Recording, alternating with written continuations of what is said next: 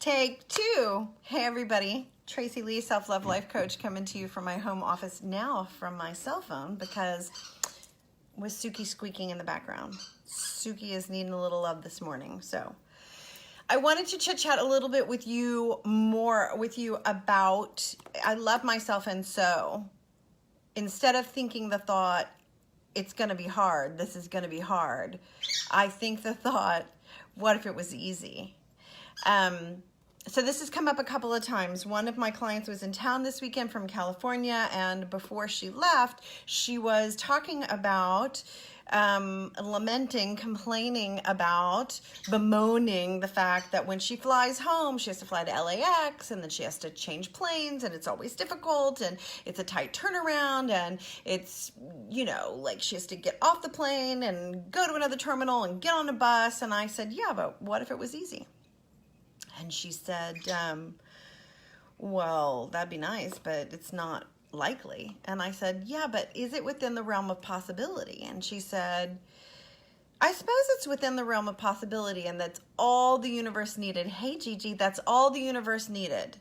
And she sent me a Marco Polo a couple hours later and said, would you know, I had 20 minutes from when my plane landed to get on the other plane.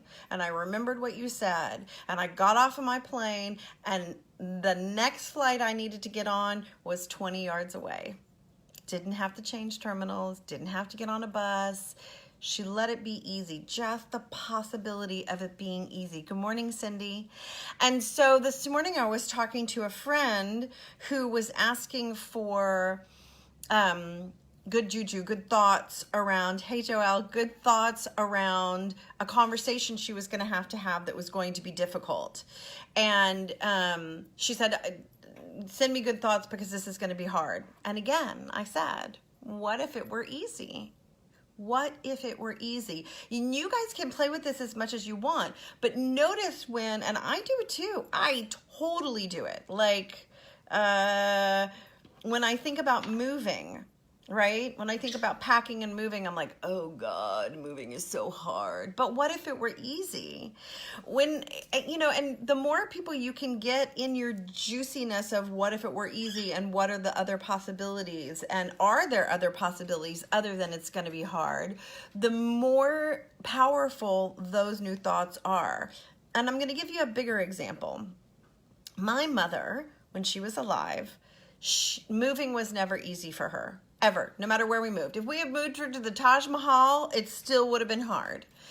And in my lifetime, my parents moved. We moved to New York City. We moved back to Houston. They moved to Washington, and they moved back to Houston. And kicking and screaming is all I can tell you about my sweet Alicia Lee mother. Kicking and screaming. Hey, Jennifer. And so when my parents were my dad was in his 90s, my mom was in her 80s, she had dementia, and my father finally decided, they were living by themselves in a condo, and he finally said, I can't do this by myself anymore.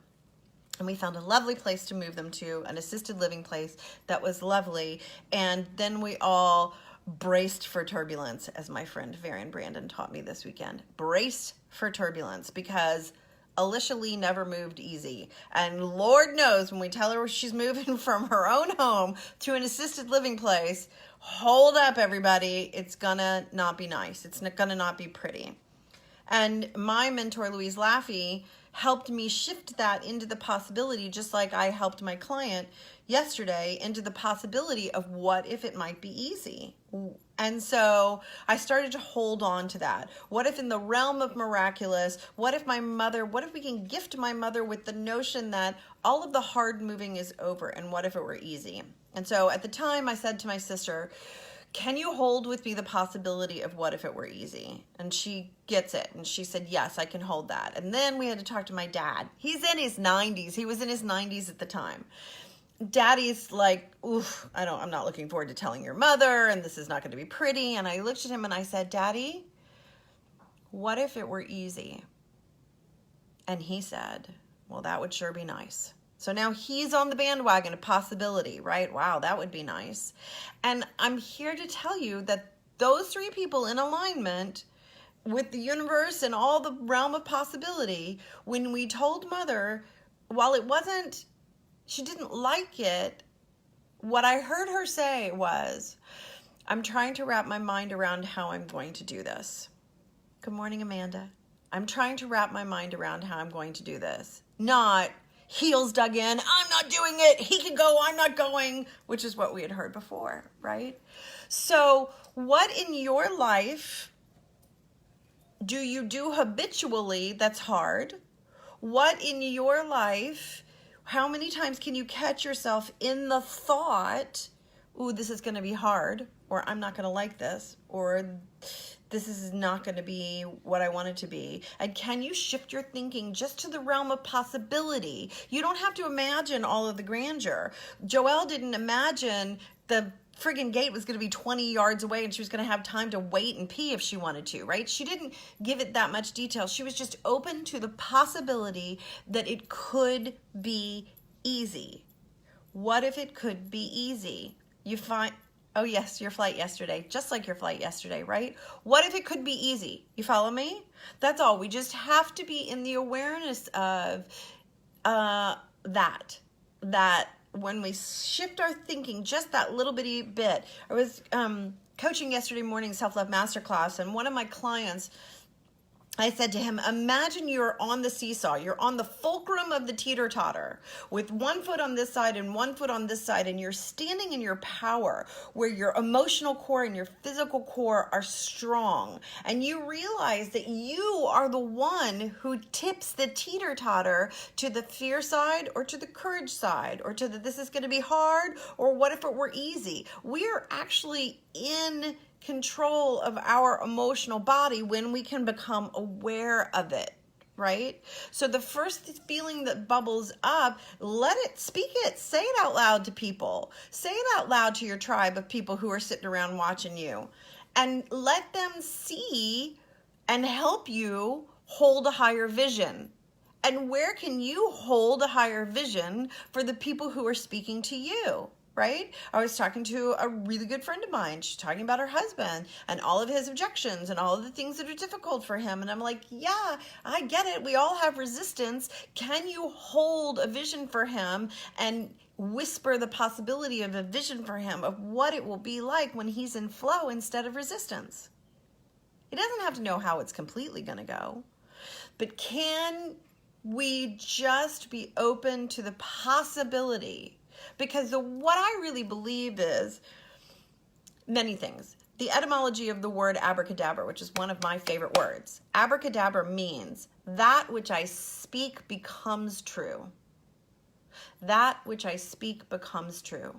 So when my client says, oh my God, I hate it when I have to travel to LAX because when I do that, it's always hard and I have to do, whoa, you're abracadabraing. We create with our words all the time. So be intentional about it. Create what you want to create. Now, be careful. Don't spiritual bypass. Notice the grumbly, right? She had to say out loud, ugh, this is what I don't want.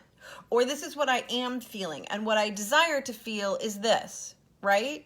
So we have to be able to give ourselves permission. I had a client I talked to yesterday morning who kept saying, I'm just complaining all the time. And she had a judgment about herself in complaint. Like complaining is bad. And I'm like, but are you listening to yourself? Because maybe what you're complaining about has some value.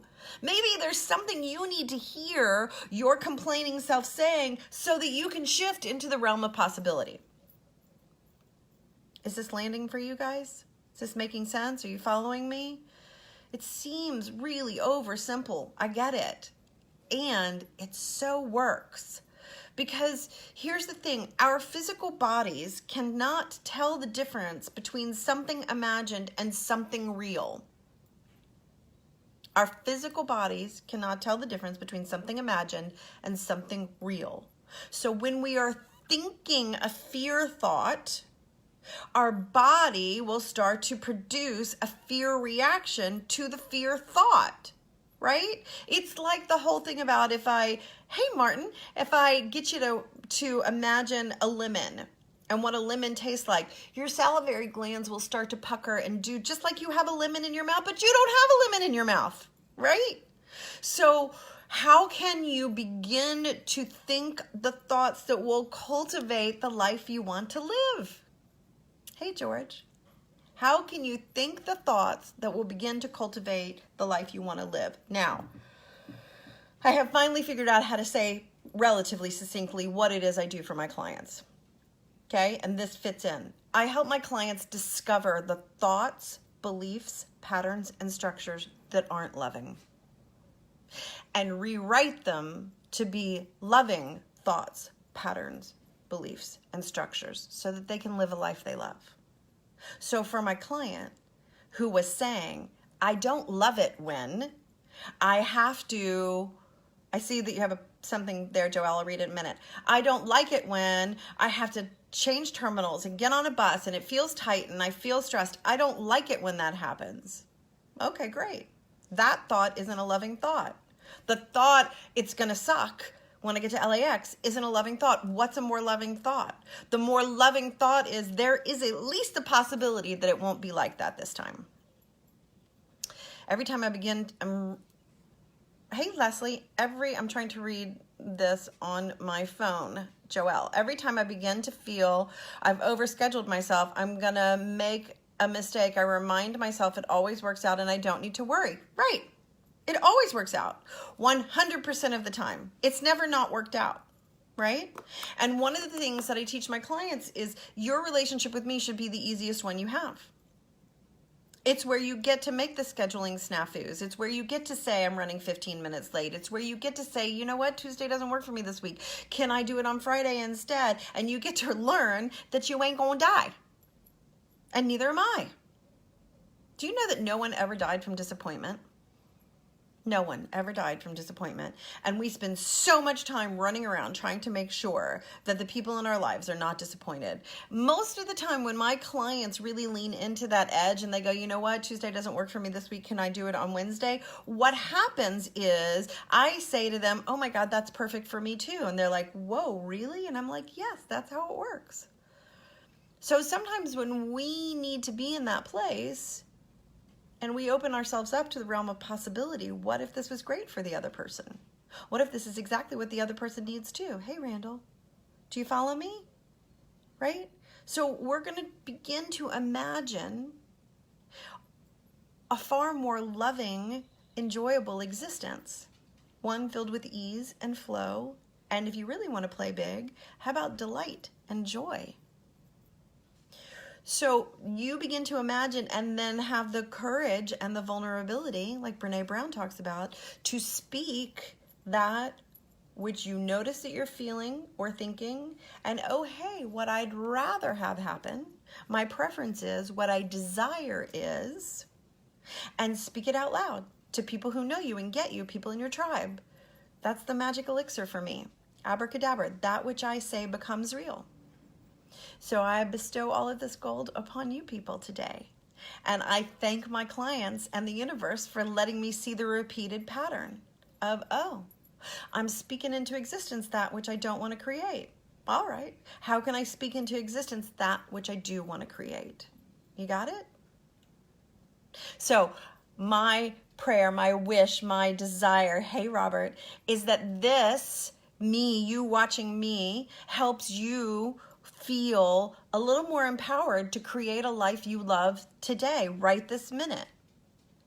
What thoughts are you thinking that aren't serving love in your life? And how can you rewrite those thoughts to be a more loving thought, a more supportive thought, so that you can create a life that you love?